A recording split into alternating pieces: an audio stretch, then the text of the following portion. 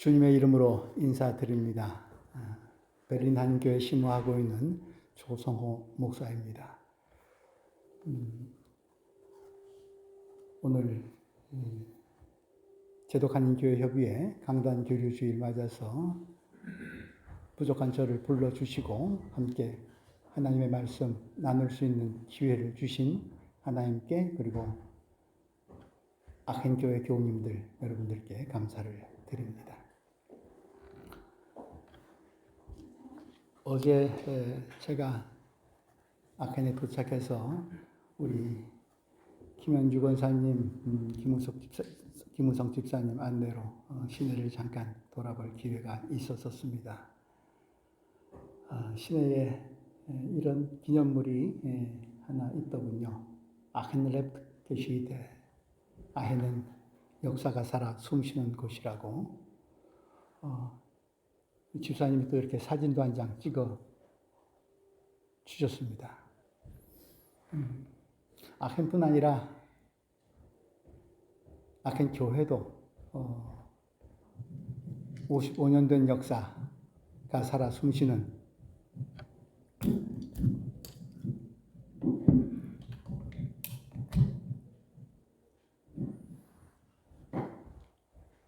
(55년) 작지 않은 세월의 역사가 살아 숨쉬는 교회 공동체이기도 하지요.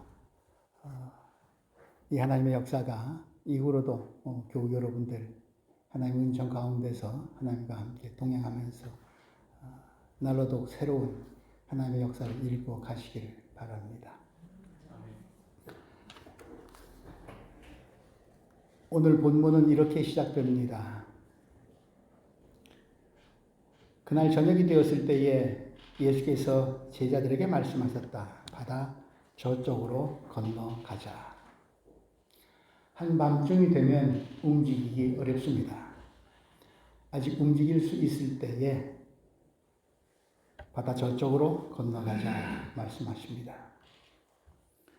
사람은 누구나 이쪽에서 저쪽으로, 여기서 저기로 건너갑니다. 동력의 햇살 같은 어린 이에서 정오의 태양 같은 청년으로 건너갑니다. 그리고 붉게 물든 황혼의 노년으로 건너갑니다. 망각의 강을 건너기도 하고 때가 되면 누구나 죽음의 강을 건넙니다. 땅에서 하늘로, 시간에서 영원으로 건너갑니다. 지난 목요일이 히멜스파트 승천일이었는데 예수님도 하늘 높은 곳에서 낮고 낮은 이 땅으로 건너오셨고 다시 하늘로 건너가셨으며 다시 오시겠다 약속하신 주님은 마지막 날 건너오실 것입니다. 여기 모인 여러분들도 건너오신 분들 아니십니까? 레독 했다고들 하는데 저마다 사연은 다 다르겠지만 대한민국에서 독일로, 이쪽 바다에서 저쪽 바다로 건너오지 않으셨습니까? 우리 모두는 시간이라는 배를 타고 삶이라는 바다를, 인생이라는 배를 타고 세상이라는 바다를 건너가고 있습니다. 여러분들은 지금 어디를 향해 어디쯤 가고 계십니까? 배의 사정은 어떠합니까? 바다의 상황은 어떠합니까? 순한 바람이 불어옵니다. 돛을 높이 올리고 활짝 펴니다. 순풍에 돛단 듯이. 그런 때가 있지요. 그런 때는 아무 걱정 없이 바다 물결과 바람에 자신을 맡길 수 있습니다. 평안을 누릴 수 있고 멋진 미래를 꿈꿀 수 있습니다. 콧노래까지 나옵니다. 그런데 갑자기 예상치 못한 일이 벌어집니다. 폭풍과 파도가 덮쳐옵니다. 배를 집어삼킬 듯 합니다. 불안에 사로잡히게 됩니다. 불안이 계속되면 두려워집니다.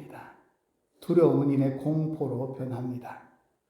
공포는 몸과 마음과 정신을 마비시키고 판단력을 상실하게 합니다.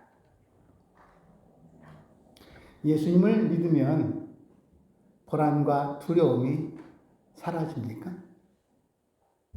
그리스도인들은 불안을 느끼지 않습니까? 두려움이 없습니까? 아닙니다. 그리스도인들도 연약한 인간입니다. 불안하고 두렵습니다. 다만 그것들을 대하는 방식이 예수를 믿지 않는 사람들과 다를 뿐입니다. 불안과 두려움 가운데서도 내가 건너가야 하는 바다 저쪽을 놓치지 않습니다. 불안과 두려움에 주눅들지 않습니다. 그것들보다 더 크신 분, 저쪽 바다로 가자고 하신 분, 불안과 두려움 안에도 함께 계시며 우리를 안내하시는 분을 볼 수 있기 때문입니다. 그리고 마침내 그분과 함께, 그분 예수와 함께 바다 저쪽으로 건너갑니다. 오늘 우리들에게 주신 말씀은 그것을 증언하고 있습니다. 어떻게 예수님은 폭풍 한가운데서 주무실 수 있으셨을까요?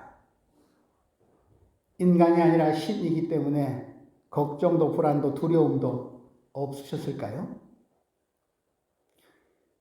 예수님도 광야에서 사탄의 유혹과 간교한 공격 앞에 마음이 떨리고 불안하셨습니다. 십자가에 달리시기 전 예수님은 제자들에게 이렇게 말씀하셨습니다. 내 마음이 괴로워 죽을 지경이다. 너희는 여기 머무르면서 나와 함께 깨어 있어라. 나의 아버지, 하실 수만 있으시면 이 잔을 내게서 지나가게 해 주십시오. 예수님도 두려워하셨고 괴로워하셨습니다. 나의 하나님, 나의 하나님, 어찌하여 나를 버리셨습니까? 아들이 십자가에 달렸음에도 불구하고 침묵하고 외면하시는 것 같은 아버지 하나님을 향한 아들 예수의 절규입니다. 그러나 종래 예수가 십자가에서 남긴 마지막 말은 아버지, 내 영혼을 아버지께 맡깁니다. 다 이루었다 였습니다. 십자가의 고통과 치욕이 예수님의 숨통을 끊어버리려 했지만 예수님은 하나님 아버지의 손을 놓치지 않았고 마침내 사망 권세의 포위망을 뚫고 나오셨습니다. 예수님에게는 불안과 두려움과 공포 가운데서도 흔들리지 않는 반석이 있었습니다. 아버지 하나님이십니다. 이 요동치 않는 반석에 생의 뿌리를 내리고 있었기 때문에 불의한 세력들이 휘두르는 고난과 폭력과 죽음의 위협 앞에서도 예수님은 끝까지 아버지 하나님에 대한 신뢰를 잃지 않을 수 있었고 숨을 거두는 마지막 순간 평온을 유지할 수 있었습니다. 오늘 들어오시면서 주보와 함께 받으신 그림은 네덜란드 화가 렘브란트의 작품입니다. 그림의 제목은 갈릴리 바다의 폭풍 속의 그리스도입니다. 제자들은, 배에 탄 사람들은 두려움과 공포에 사로잡혀 이리저리 날뛰고 있는데 예수님은 폭풍 속에서도 태연하게 주무시고 계십니다. 도대체 이게 가능하기나 합니까? 가능할 수 있다면 무엇 때문에 어떻게 그럴 수 있습니까? 바다 한가운데서 폭풍을 만난 배의 왼편과 오른편 네, 색이 극명하게 대조가 되고 있습니다. 오른편을 보면 칠흑 같은 어둠에 갇혀서 파손될 위기에 배가 처해 있지만 또 다른 편에서 보면 그 어둠에서 배는 빛을 향해 나가고 있기도 합니다. 어둠이 빛을 이기지 못한다는 메시지인가요? 예수님의 세상에 오심은 그런 것을 뜻하기도 하지요. 예수님은 배의 오른편, 어두운 부분에 묻혀 계십니다. 자세히 봐야 예수님이 보입니다. 그러나 그분은 화가의 그림에 의하면 잠을 주무시는 것이 아니라 폭풍과 파도 그리고 두려움에 떨고 있는 제자들을 바라보고 있습니다. 세상이라는 바다를 건너가다가 폭풍을 만난 사람들과 함께 아파하면서 고통을 겪고 있는 예수님의 모습은 사람들에 둘러싸여 있으면서도 고독하고 초라해 보입니다. 인간과 세상을 향한 예수님의 연민입니다. 그러나 동시에 제자들을 향한 예수님의 시선은 빛을 향하고 있습니다. 빛을 향하고 있는 예수의 얼굴은 자다 일어나 깜짝 놀란 모습이라기보다는 위기 속에서도 고독과 괴로움 속에서도 고요함과 평화에 이르려는 어떤 내적인 확신을 갖고 있는 듯 보입니다. 예수 안에 계신 하나님을 화가는 암시하려고 했던 것은 아닐까요? 사람들과 함께 세상의 고통을 겪으며 고뇌하는 예수. 그러나 동시에 하나님 아버지와의 교감을 통해서 폭풍을 넘어서려는 의지를 다지고 있는 예수. 예수의 인성과 신성, 사람이 되신 하나님을 화가는 표현하려고 한 것은 아닌지요. 그런데 다시 한번 그림을 자세히 들여다보면 예수가 바라보고 있는 곳, 무언가를, 어딘가를 바라보고 있는데 예수가 바라보고 있는 곳을, 그곳을 같이 바라보고 있는 제자들은 아무도 없습니다. 제자들의 시선은 다른 곳에 가 있습니다. 배의 왼편 밝은 곳에 있는 사람들조차 폭풍과 파도와 싸우느라 갈피를 잡지 못하고 있고 어둠과 혼돈 속에 비추인 경이로운 빛의 신비함을 느끼지 못하고 있습니다. 예수님은 지금 분명 어딘가를, 무엇인가를 응시하고 계시지만 제자들은 누구도 같은 방향을 바라보려 하지 않고 산만하게 분산되어 있습니다. 폭풍 속에서도 고요함을 잃지 않고 계신 예수님은 제자들이 불안과 두려움 가운데서도 하나님에 대한 신뢰에서 오는 내적 평온을 가지기를 바라고 계시지만 제자들은 그 길을 지금 자신들 곁에 계신 예수님에게서 찾으려 하지 않고 오히려 자신들을 혼돈 속으로 던져놓고 있습니다. 예수님은 혼돈과 어둠에 빠져 허우적거리는 제자들을 건져내서 고요와 평화의 저쪽 바다로 안내하려 하시지만 제자들은 그것을 인식하지 못한 채 폭풍과 파도, 세상의 현실에 휘둘리고 있습니다. 제자들은 지금 자신들과 함께 계신 예수님이 누구이신지, 왜 그분이 세상에 오셨는지, 왜 바다 저쪽으로 가자고 하셨는지 깨닫지 못하고 있습니다. 그렇습니다. 인간이 하나님의 뜻을 깨닫는 것이 얼마나 어려운 일인지요. 믿음 없음, 믿음의 부재. 그림은 그것을 보여주고 있습니다. 여러분들의 주님 경험은 어떠합니까? 하나님은 내 곁에 가까이 계신 분이십니까? 그렇다고 말할 수는 있는데, 그런데 정작 꼭 주님이 필요한 때는 주무시는 것 같은 경험을 하지는 않으셨습니까? 혹은 그 반대의 경험. 하나님은 나를 잊으셨거나 멀리 떨어져 계신 줄 알았는데 다들 나를 외면하고 떠나는 그때, 누구도 나와 함께 같이 있으려 하지 않는 그때 갑자기 내 곁에 오신 주님. 그리고 나에게 말씀하시기를 난 한 번도 너를 잊거나 포기한 적이 없다. 그 말씀하시는 주님을 만난 경험이 있지는 않으십니까? 아마도 우리의 믿음은 이런저런 경험들이 뒤죽박죽 되어 있을 것입니다. 제자들 중 상당수는 어부입니다. 바다와 배를 타는 일에 있어서는 전문가들입니다. 갈릴리 바다를 건너면서 바람도 파도도 이날 말고 많이 만났을 것입니다. 그리고 그때마다 잘 헤쳐나왔죠. 그런데 그날은 달랐습니다. 전문가로서 할 수 있는 비상조치를 다 취해보았지만 배는 점점 가라앉고 있고 바람과 파도는 제자들 조짐조차 안 보이고 이제 제자들은 예수님을 깨웁니다. 선생님, 우리가 죽게 되었는데도 아무렇지도 않으십니까? 이것저것 다 해보다가 안 되니까 그제야 주님을 찾습니다.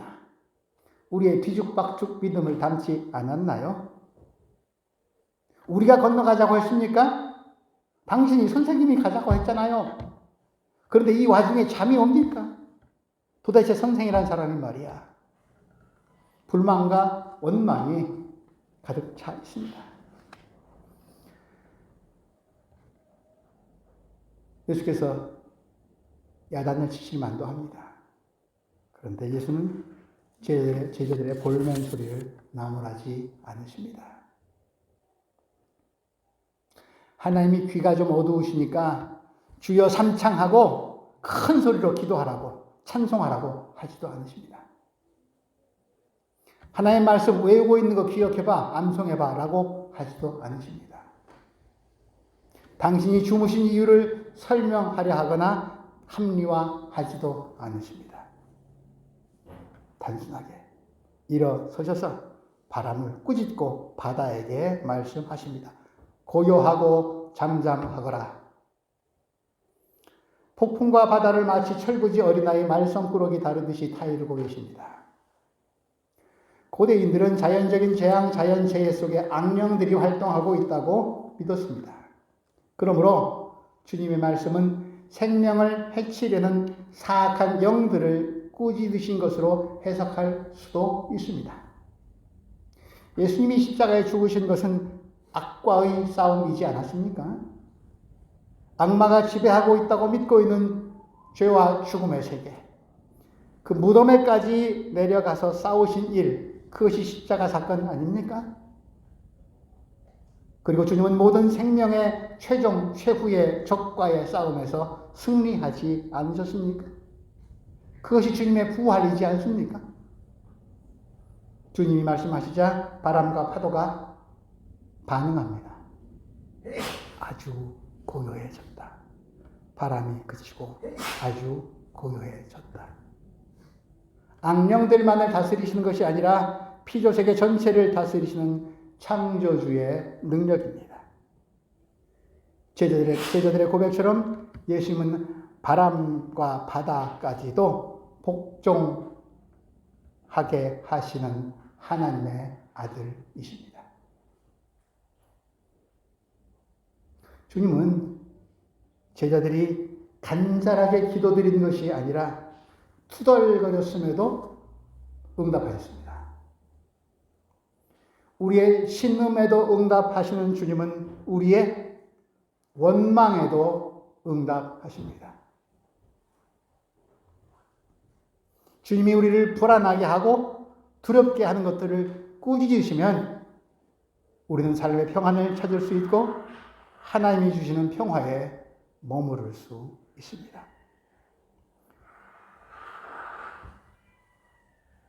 예수님은 제자들을 향해서 말씀하십니다. 왜들 무서워하느냐? 아직도 믿음이 없느냐? 우리 그런 말들 곧잘 하지 않습니까? 저 사람은 믿음이 참 커요. 근데 난 믿음이 작아요. 지금 폭풍을 만난 배에 타고 있는 사람들은 실제로 예수님과 만나고 있는 인류 역사상 그런 경험 가져본 사람이 별로 없는 예수님을 직접 체험하고 있는 제자들입니다. 지금 여기 모여 예배드리는 우리보다 한참 더 큰 믿음을 가지고 있는 사람들 아니겠습니까?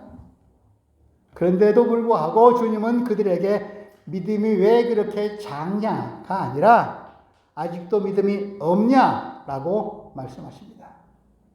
우리 모든 것을 비교하는 데 익숙하지만 주님 보시기에 믿음은 크거나 작거나 많거나 적은 게 아니라 있거나 없거나인가 봅니다. All or nothing, RS 오더 니치입니다.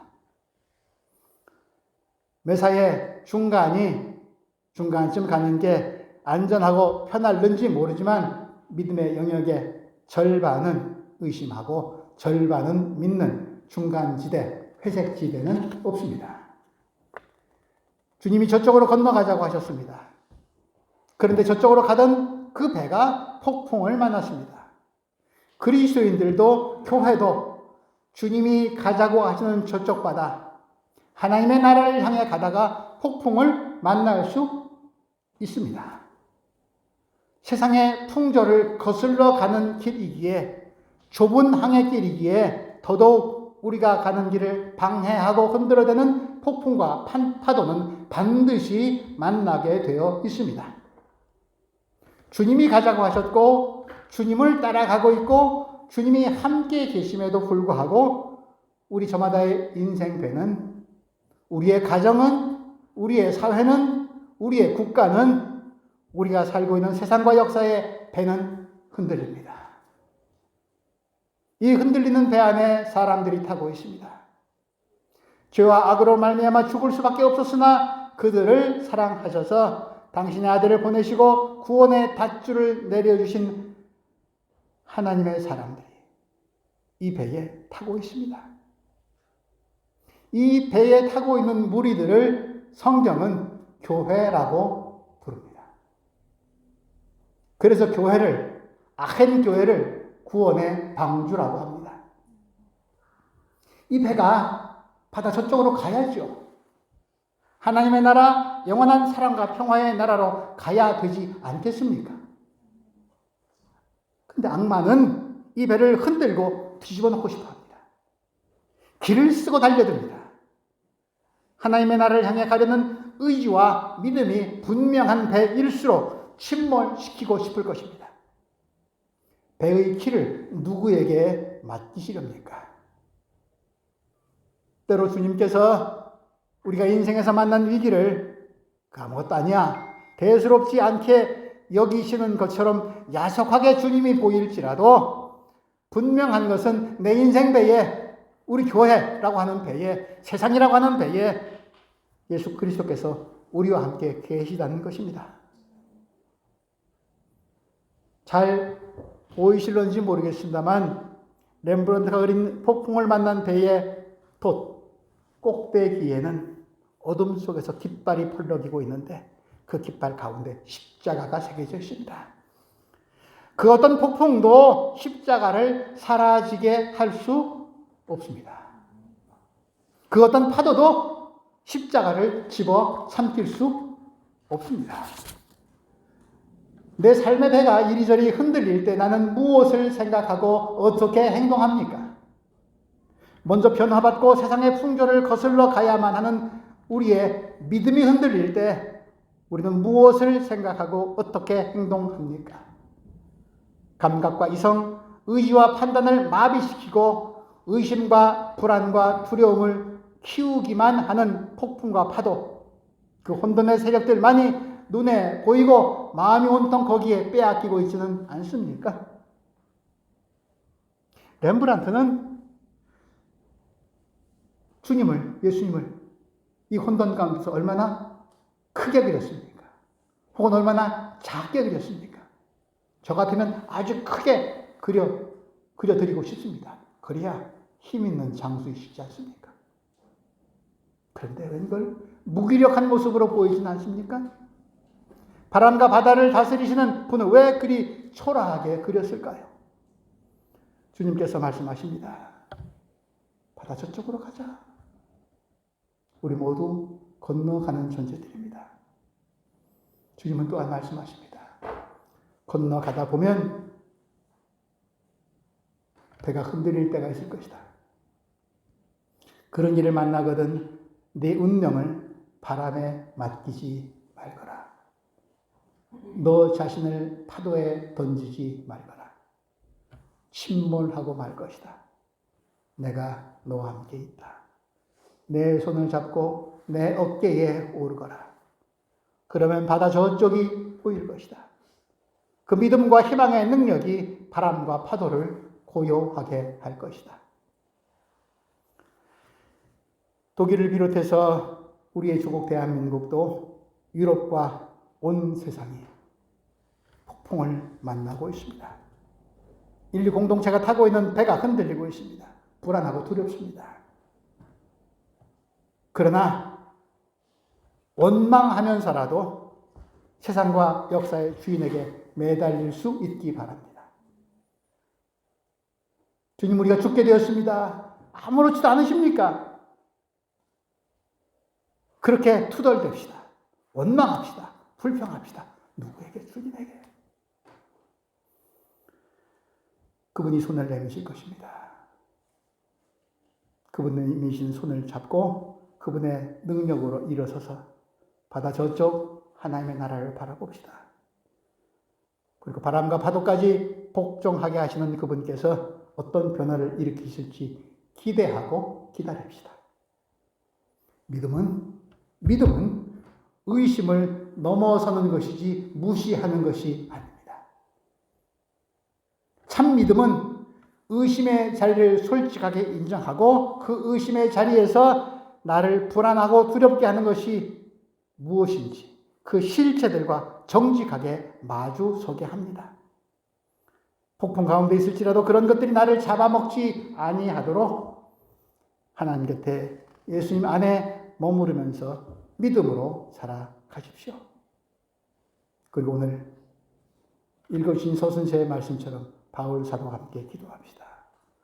우리는 이 모든 일에서 우리를 사랑하여 주신 그분을 힘입어 이기고도 남습니다. 나는 확신합니다. 죽음도 삶도 천사들도 권세자들도 현재일도 장래일도 능력도 높음도 깊음도 그 밖에 어떤 피조물도 우리를 우리 주 예수 그리스도 안에 있는 하나님의 사랑에서 끊을 수 없습니다. 교회 들어오면서 교회 입구에 새겨져 있는 비문을 봤습니다. 이 교회 어려웠던 시절 이 교회를 섬겼던 지도자를 기리면서 요한복음 9장 4절 말씀이 새겨져 있더군요. 우리는 나를 보내신 분의 일을 낮 동안에 해야 합니다. 목회자도 이 교회를 이끄느라 수고 많이 하셨겠지만 교회의 지도자는 주님이시지 않습니까? 요한복음 9장 4절 이하의 말씀은 주님은 이렇게 말씀하십니다. 아무도 일할 수 없는 밤이 곧 올 것이다. 주님은 밤의 주인이기도 하십니다. 그 어둠이 오기 전에 낮에 열심히 일어나고 그리고 저쪽 바다로 같이 가자고 말씀하십니다. 풍파 만나 흔들리는 오늘의 세상이 어떤 희망의 항로를 잡아야 할지 그 일을 위해 눈을 씻고서라도 무엇을 누구를 먼저 보아야 할지 주님께 다시 물으면서 바다 저쪽 하나님의 나라를 향해 나 혼자 말고 우리 함께 건너가는 아헨교회 공동체 제독 한인교회 협의회가 되기를 주님의 이름으로 기원합니다. 우리 하나님, 돌아보면 내 인생의 바다에서 흔들릴 때가 참 많았습니다. 그때마다 용케 빠져나왔습니다만 빠져나오고 보니 그제서야 주님이 나와 함께 계셨음을 뒤늦게 깨닫습니다. 그런 경험이 꽤 있지만 여전히 나는 내 일을 나 혼자 다 감당하려고 애를 참 많이 씁니다. 그런 용기를 주심에 감사를 드립니다. 그러나 우리 안에 주님을 향한 믿음이 있는지 없는지 돌아볼 수 있도록 도와주시고 내 곁에 주님이 계심을 믿고 확신하면서 내가 가고 있는 길 주님께 묻고 올바른 길인지 주님을 통해서 확인하면서 바람과 파도까지도 복종케 하시는 주님과 함께 희망의 항구를 향해서 우리가 꼭 함께 도달해야 할 하나님 나라를 향해서 노저 가는 일 게을리하지 아니하도록 우리를 인도하여 주옵소서. 이 구원의 방주에 더 많은 주님을 아직 모르는 이들을 태울 수 있는 능력까지 은혜까지 허락하여 주옵소서. 예수님 이름으로 기도합니다.